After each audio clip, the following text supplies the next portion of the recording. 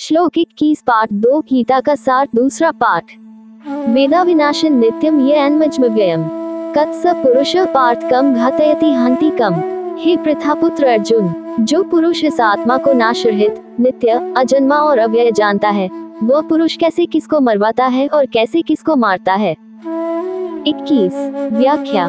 इस श्लोक में भगवान श्री कृष्ण अर्जुन से पूछते हैं कि जो आत्मा नित्य और अविनाशी है, जिसे वेद भी विनाशित नहीं कर सकते और जो अजन्मा और अव्यय है, ऐसे आत्मा को मरने वाला कैसे मान सकते हैं। ये श्लोक आत्मा के शाश्वत स्वभाव को स्पष्ट करता है।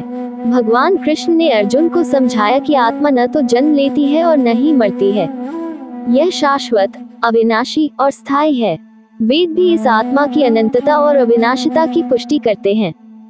श्री कृष्ण इस श्लोक के माध्यम से अर्जुन को ये समझाने का प्रयास कर रहे हैं कि यदि आत्मा स्वयं नाशवान नहीं है, तो वह कैसे मृत्यु के डर से घबराए।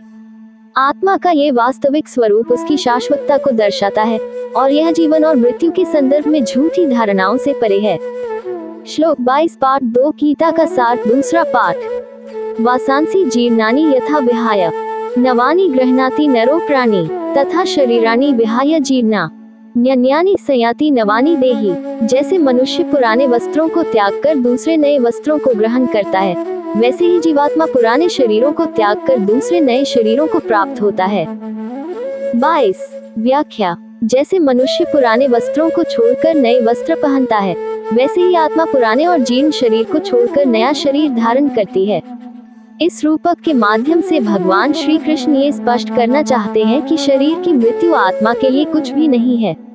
आत्मा अमर और शाश्वत होती है और मृत्यु केवल एक शरीर के परिवर्तन की प्रक्रिया है, न कि आत्मा की समाप्ति। इस प्रकार श्लोक हमें ये सिखाता है कि मृत्यु और शरीर की समाप्ति के बारे में डरने की कोई आवश्यकता नहीं है, क्योंकि आत्मा का अस्तित्व अनंत है और वह एक नए शरीर में प्रवेश करती है। इस समझ के साथ हमें जीवन और मृत्यु के वास्तविक स्वरूप को समझना चाहिए और इसे सहजता से स्वीकार करना चाहिए।